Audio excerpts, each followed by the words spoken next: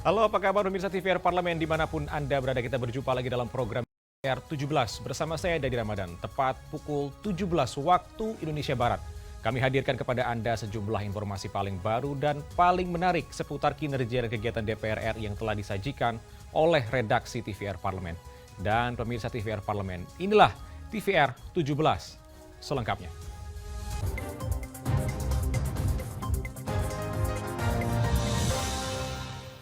Kita awali TVR 17 sore ini dari berita Komisi 5 DPR RI yang meminta pemerintah untuk memperhatikan kesejahteraan masyarakat di daerah otonom baru yang masih bergantung pada anggaran provinsi induk karena belum menerima anggaran secara langsung dari pemerintah pusat. Dalam upaya meningkatkan kesejahteraan daerah otonom baru Papua, DPR berharap pemerintah membuat program kerja mengacu pada Undang-Undang Nomor 21 Tahun 2001 tentang Otonomi Khusus Papua. Wakil Ketua Komisi 5 DPR RI Robert Rowe meminta pemerintah memperhatikan kesejahteraan masyarakat di daerah otonomi baru yang masih bergantung pada anggaran provinsi induk. Setelah 23 tahun Undang-Undang Otonomi Khusus Papua berjalan, Robert Rowe menyayangkan masih kurangnya perhatian pemerintah pusat pada Papua. Robert Rowe menuturkan, persoalan pendidikan yang belum merata serta rendahnya kualitas SDM masyarakat Papua masih menjadi PR pemerintah pusat. Makanya saya selalu minta supaya kebijakan pemerintah pusat itu tidak boleh disamakan semuanya di daerah. Kami kan ada payung hukum otonomi khusus. Itu harus dilihat. Undang-undang otonomi khusus berarti ada masalah khusus di sana. Ditangani secara khusus. Maka semua kebijakan pemerintah harus melihat itu. Ada kekhususannya. Tidak lupa juga faktor ekonomi. Pemberdayaan orang Papua. Ada diskresi pemerintah untuk memberikan, ya kan, kemudahan-kemudahan untuk modal kerja, berikan pendamping untuk bisa mengangkat masyarakat Papua ini menjadi juga pelaku-pelaku ekonomi, ya kan. Pemekaran wilayah Papua membentuk 4 daerah otonomi baru. DPR meminta pemerintah mempercepat pembangunan di 4 provinsi baru di Pulau Papua agar tidak tertinggal dari daerah-daerah lain di Indonesia. Tim Liputan TVR Parlemen melaporkan. Selanjutnya pemirsa, Sekretariat Jenderal DPR RI terus berupaya meningkatkan kualitas pelayanan publiknya agar kepercayaan masyarakat terhadap DPR RI juga meningkat pada tahun-tahun mendatang. Sekretariat Jenderal DPR RI terus berupaya meningkatkan kualitas pelayanan publiknya agar kepercayaan masyarakat terhadap DPR RI juga meningkat pada tahun-tahun mendatang. Diketahui saat ini, Indeks Pelayanan Publik Setjen DPR RI memperoleh nilai sebesar 4,4 atau kategori A-. Capaian itu mengalami peningkatan sebesar 0,9 dari perolehan tahun 2022, yaitu 4,31. Dengan capaian itu, Sekretaris Jenderal DPR RI Indra Iskandar menilai Indeks Pelayanan Publik Setjen DPR RI sudah baik, namun masih perlu untuk terus ditingkatkan lagi. DPR RI sebagai lembaga tinggi negara harus mampu memberikan pelayanan optimal kepada masyarakat. Nggak mudah untuk nilai, karena memang skalanya juga tidak tinggi gitu ya.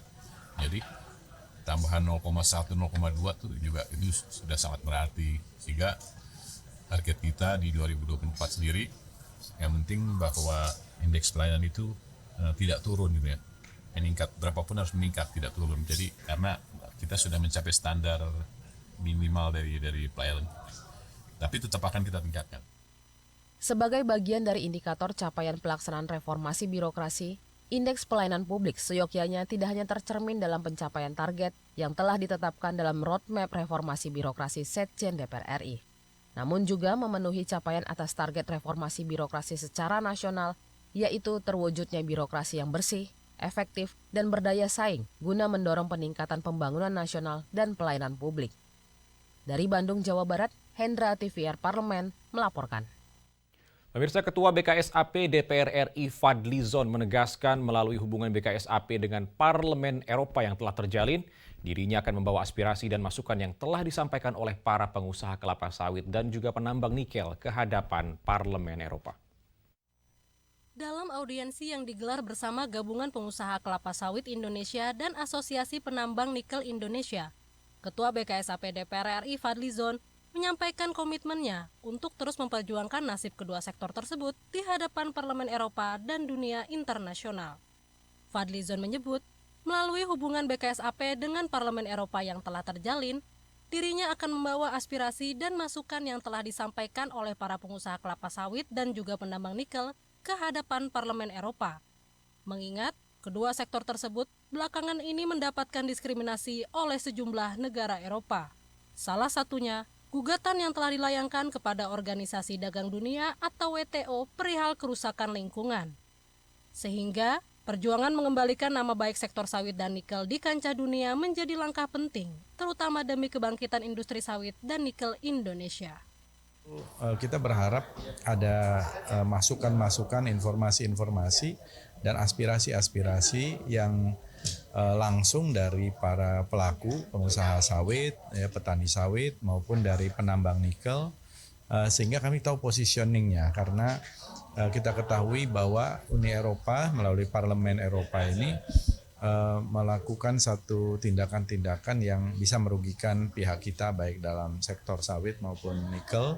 Nah, kita ingin mendudukan masalah ini dengan output nantinya kita mempunyai posisi untuk membela sektor sawit kita dan juga sektor nikel kita di depan Parlemen Eropa. Panji dan Bani, TVR Parlemen melaporkan. Berdasarkan data terbaru, cadangan batu bara di Indonesia masih ada sekitar 40 miliar ton atau 3,7% dari total cadangan dunia. Lebih dari 80% produksi batu bara nasional diekspor ke Tiongkok, India, Korea Selatan, Jepang, dan Taiwan untuk menyuplai PLTU di negara-negara tersebut. Dan informasinya akan kami hadirkan saat lagi. Untuk itu jangan kemana-mana. Tetaplah bersama kami di TVR 17.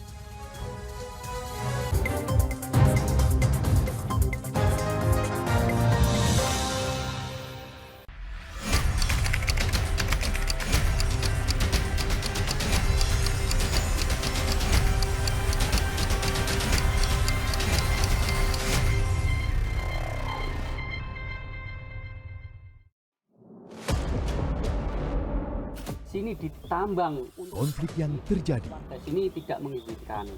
masalah yang tersisihkan menjadi kesenjangan sosial. Ya namanya rakyat kecil gak bisa apa-apa, mau komplain juga gak didengar. Sebab apa? Itu menyangkut isi perut kami semua. Bagaimana memutus keterbatasan untuk didengar? Jadi kalau misalnya masyarakat sudah merasa tidak lagi ada yang memperjuangkan aspirasinya, maka masyarakat memang sangat berhak untuk meminta dewan yang mewakili mereka di parlemen. Kami menyusuri batas-batas peristiwa, mengurai berbagai polemik yang terjadi, meluruhkan suara-suara marginal, menjadi nyata dalam setiap aspirasi, melaksanakan tugasnya sebagai wakil rakyat. Saksikan aksi Dewan segera hanya di TVR Parlemen.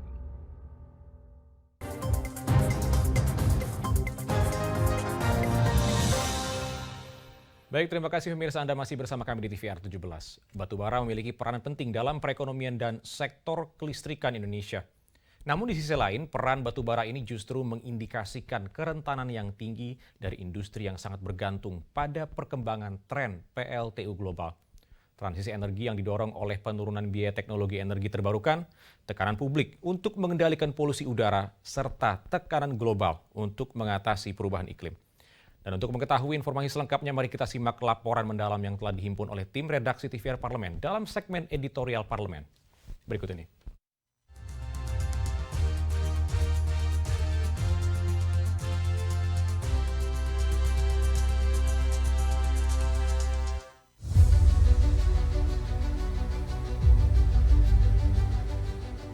Berdasarkan data terbaru, cadangan batubara di Indonesia masih ada sekitar 40 miliar ton atau 3,7% dari total cadangan dunia. Lebih dari 80% produksi batubara nasional diekspor ke Tiongkok, India, Korea Selatan, Jepang, dan Taiwan untuk menyuplai PLTU di negara-negara ini. Di dalam negeri sendiri, 82% konsumsi batubara nasional digunakan untuk membangkitkan listrik dari PLTU di Jawa dan Sumatera. Dari statistik ini, sudah jelas bahwa batu bara memiliki peranan penting dalam perekonomian dan sektor kelistrikan Indonesia. Namun di sisi lain, peran batu bara ini justru mengindikasikan kerentanan yang tinggi dari industri yang sangat bergantung pada perkembangan tren PLTU global, khususnya di kelima negara tujuan ekspor tersebut. Transisi energi yang didorong oleh penurunan biaya teknologi energi terbarukan, tekanan publik untuk mengendalikan polusi udara, serta tekanan global untuk mengatasi perubahan iklim, akan mendisrupsi status quo dari batu bara yang cepat atau lambat akan berdampak pada keberlangsungan industri batu bara di tanah air.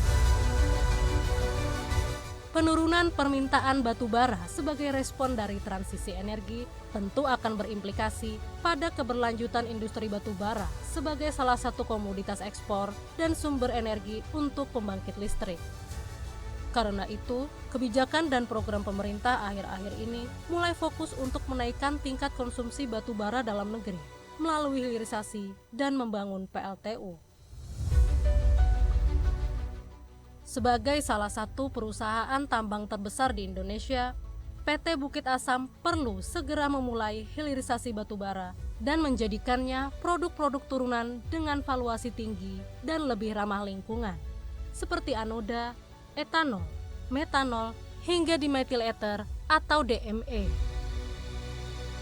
Trennya mengarah ke green. Maka mulai dari sekarang supaya tidak terlambat, PTBA harus segera mencari produk derivatif turunan daripada batu bara. Apa itu? Bisa sampai ke katakan anoda untuk elektrik ya. Masih banyak turunan-turunan yang lain atau ke DME. Turunan-turunan dari batu bara, etanol, metanol ya harus diarahkan ke arah situ supaya PTBA nantinya ketika batu bara tidak dibutuhkan lagi untuk pembangkitan, bukan sebagai perusahaan yang pernah ada di dalam catatan sejarah. Oh, itu salah satu strategi ke depan, kan kita tahu bahwa ke depan adalah menuju energi bersih, ada namanya transisi energi. Jadi kita ingin mempersiapkan PTBA karena cadangan batu baranya masih besar dan sangat besar, kan? Itu bisa merancang strategi bisnis terkait perkembangan transisi energi tersebut, misalnya ke DME gitu. Mau tidak mau, suka tidak suka, ya, energi fosil ini akan ditinggalkan. Ini masuk pada energi green. Transformasi bisnis ini sesungguhnya bukan barang baru lagi yang harus kita ciptakan, tetapi bagaimana kita bisa meniru, ya, DME yang sudah berhasil di katakanlah di Afrika, di Amerika. Nah, ini yang sesungguhnya belum kesampaian di dalam, kalau roadmap-nya sudah, ya, tetapi bagaimana actionnya ke depan, tentunya ini kita harus memberikan support juga kepada kita. Meski secara umum DPR RI mendukung hilirisasi, pemerintah tetap harus meninjau kembali kebijakan dan perencanaan energi Indonesia terkait batu bara dengan mempertimbangkan keekonomian jangka panjang dan potensi resiko terbengkalainya aset-aset yang sudah dibangun. Pemerintah bersama dengan pemangku kepentingan terkait harus mulai menyusun peta jalan transisi batu bara demi menekan dampak resiko ekonomi dan sosial di masa mendatang.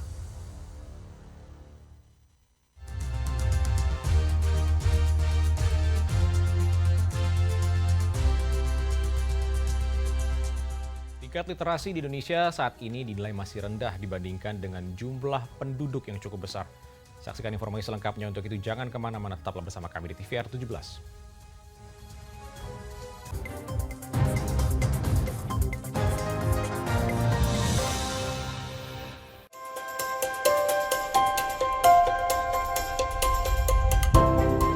Pertama dalam sejarah Indonesia, tahun 2024 kita mengadakan pemilu serentak, legislatif dan eksekutif baik di tingkat pusat maupun daerah. Catat waktunya, Rabu 14 Februari 2024. Untuk pemilihan legislatif, Anda akan memilih anggota DPD, anggota DPR, anggota DPRD Provinsi, dan anggota DPRD Kabupaten atau Kota. Selain pemilu legislatif, Anda juga akan memilih presiden dan wakil presiden loh pemirsa. Di bulan November, tepatnya Rabu, 27 November 2024, juga akan diadakan pemilihan kepala daerah atau pilkada serentak. Dalam pilkada nanti, Anda akan memilih gubernur dan wakil gubernur, bupati dan wakil bupati, serta wali kota dan wakil wali kota. Nah, pemirsa sudah tahu kan waktunya? Kini saatnya Anda untuk mempersiapkan diri. Kenali calon-calon wakil rakyat dan pemimpin Anda dengan baik.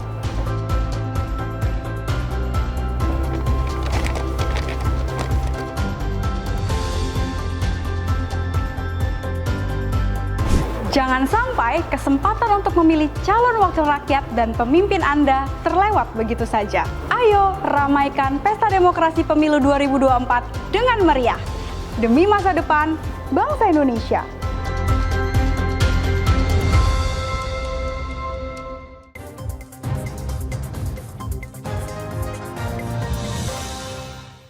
Terima kasih pemirsa, Anda masih bersama kami di TVR 17. Pemirsa, dilansir dari data UNESCO, hanya 0,001% masyarakat Indonesia yang memiliki minat baca.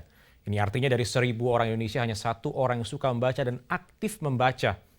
Dan menanggapi hal ini, anggota Komisi 10 DPR RI Nur Roji mendorong adanya pengembangan akses dan sarana prasarana melalui peningkatan anggaran perpustakaan. Mari kita simak liputan selengkapnya bersama rekan kami, Alfat Rizky. Baik pemirsa TVR Parlemen dimanapun Anda berada, seperti yang diketahui menurut data dari BPS untuk jumlah penduduk Indonesia ini sebanyak 270 juta per tahun 2023, di mana yang masih menjadi sorotan masyarakat atau khususnya sorotan dari negara-negara lain juga Indonesia dengan penduduk sebanyak tersebut masih memiliki tingkat literasi atau minat baca dan masyarakat yang aktif membaca ini sangat rendah, di mana menurut data dari UNESCO hanya 0,001% masyarakat Indonesia ini yang aktif membaca. Artinya dari 1.000 orang Indonesia hanya 1 orang yang suka dan juga aktif membaca. Tentu ini menjadi kekhawatiran sendiri untuk di era sekarang ini. Lalu seperti apa kinerja dari DPR RI, khususnya dari anggota Komisi 10 DPR RI? Saya sudah bersama dengan salah satu anggota Komisi 10 DPR RI, yaitu Bapak Nur Roji, untuk daerah pemilihan Jawa Barat 6 dari fraksi Partai Gerindra. Pak, Bapak melihatnya seperti apa, Pak? Ini Indonesia ini dengan jumlah penduduk yang besar, tapi tingkat literasinya ini masih rendah, Pak, hingga saat ini, Pak. Ya, kemajuan teknologi salah satu memberi faktor juga. Jadi pergeseran membaca itu kan sekarang ya, dulu orang cuma fokus baca koran, baca buku dan yang tercetak lah ya. Sekarang kan kalau baca itu orang lebih banyak di HP ya, baca WA, baca Google dan lain-lain. Jadi itu salah satu juga yang mempengaruhi. Tapi secara umum kita meningkat, sebetulnya minat membaca itu meningkat ya, walaupun membaca di media elektronik maupun cetak ya. Kalau tadi saya katakan untuk buku ya meningkat, masalahnya kan banyak faktor juga, ketersediaan bukunya, ya perpustakaannya, pelayanannya, itu yang akses untuk membaca itu di perpustakaan juga masih kurang. Jadi ranking di bawah itu tentu banyak faktor ya.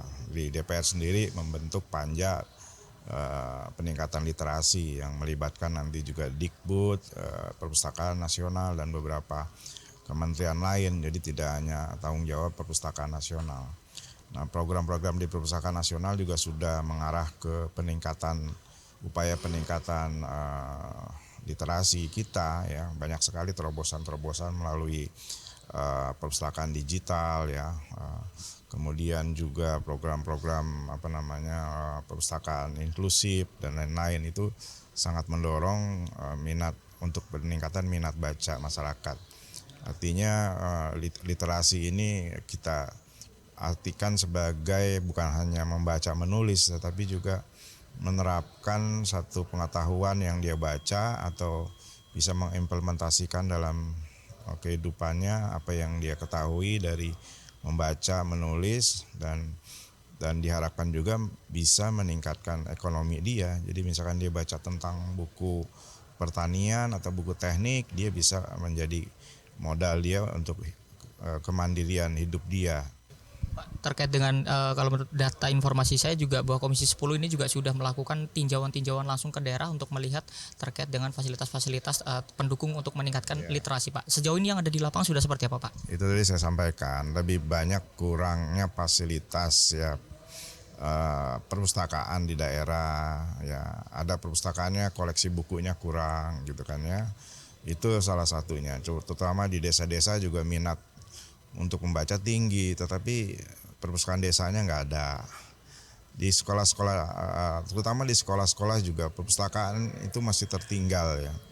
Karena apa? Tidak ada petugas pustakawan sendiri.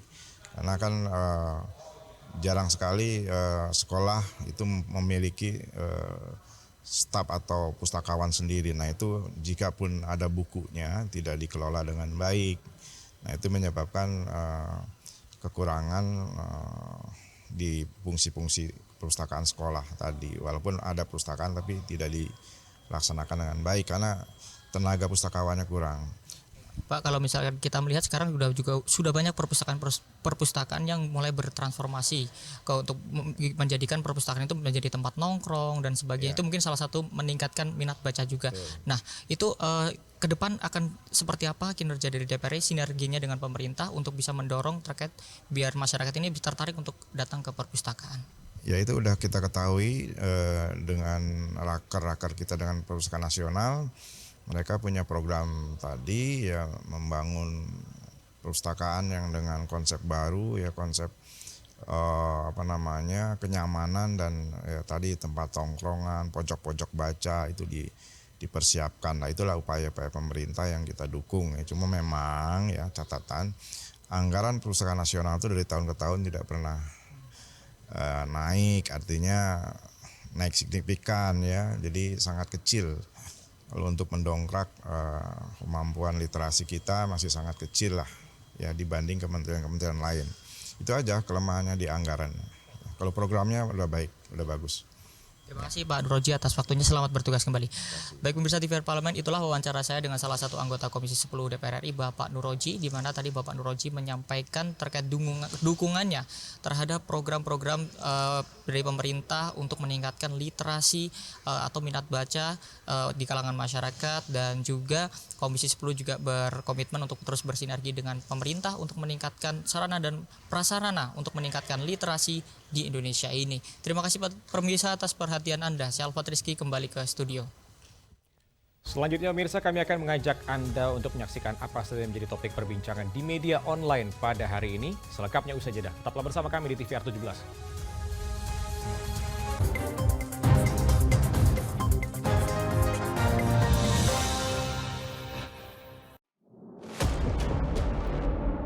Sini ditambang. Konflik yang terjadi. Sini tidak mengizinkan. Masalah yang tersisihkan menjadi kesenjangan sosial. Ya namanya rakyat kecil gak bisa apa-apa, mau komplain juga gak didengar.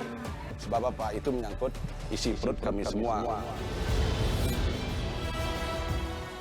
Bagaimana memutus keterbatasan untuk didengar? Jadi kalau misalnya masyarakat sudah merasa tidak lagi ada yang memperjuangkan aspirasinya, maka masyarakat memang sangat berhak untuk meminta dewan yang mewakili mereka di parlemen. Kami menyusuri batas-batas peristiwa, mengurai berbagai polemik yang terjadi, meluruhkan suara-suara marginal, menjadi nyata dalam setiap aspirasi, melaksanakan tugasnya sebagai wakil rakyat. Saksikan aksi Dewan segera hanya di TVR Parlemen.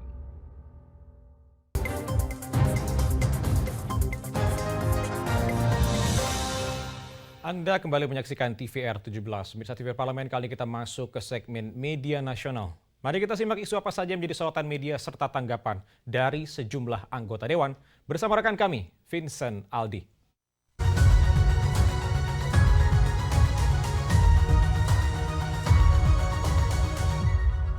Ya, Ya, terima kasih rekan Dadi, dan apa kabar pemirsa? Kembali lagi dalam segmen media online bersama saya Vincent Aldi. Mari kita simak berita pertama yang menjadi headline di media online, yaitu DPR RI segera panggil ITSS, buntut meledaknya smelter tungku di Morowali.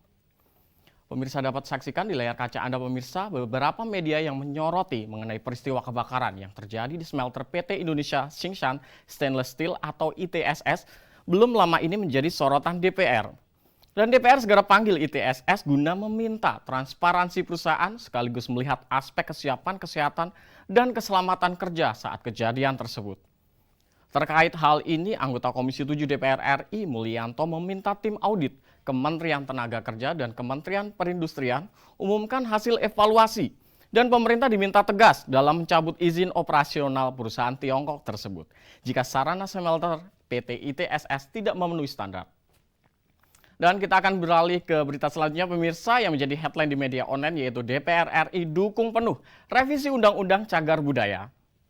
Pemirsa dapat saksikan kembali di layar kaca Anda pemirsa beberapa media yang menyoroti mengenai Komisi 10 DPR RI yang mendukung revisi Undang-Undang Nomor 11 Tahun 2010 tentang cagar budaya dan agar regulasi terkait perlindungan dan pemanfaatan cagar budaya di Indonesia bisa relevan dengan kondisi dan tantangan terkini. Dan terkait hal ini pemirsa, anggota Komisi 10 DPR RI Ferdiansyah sependapat dan menilai revisi undang-undang tersebut dapat memudahkan penetapan cagar budaya yang berada di tingkat kabupaten, kota, provinsi ke tingkat nasional bahkan UNESCO. Dan revisi undang-undang tersebut juga memudahkan pemerintah daerah dalam memperoleh kepastian anggaran cagar budaya. Selain itu pemirsa, kemajuan teknologi berpotensi mengakselerasi upaya perlindungan dan pemanfaatan cagar budaya secara signifikan. Dan oleh karena itu pemirsa, keselarasan manusia dan kecerdasan artifisial perlu berjalan berirama dengan agenda revitalisasi atau restorasi budaya. Dan itu tadi pemirsa headline di media online pada hari ini, yaitu DPR RI segera panggil ITSS, buntut meledaknya smelter tungku di Morowali, serta DPR dukung penuh revisi Undang-Undang Cagar Budaya. Kembali ke rekan Dadi.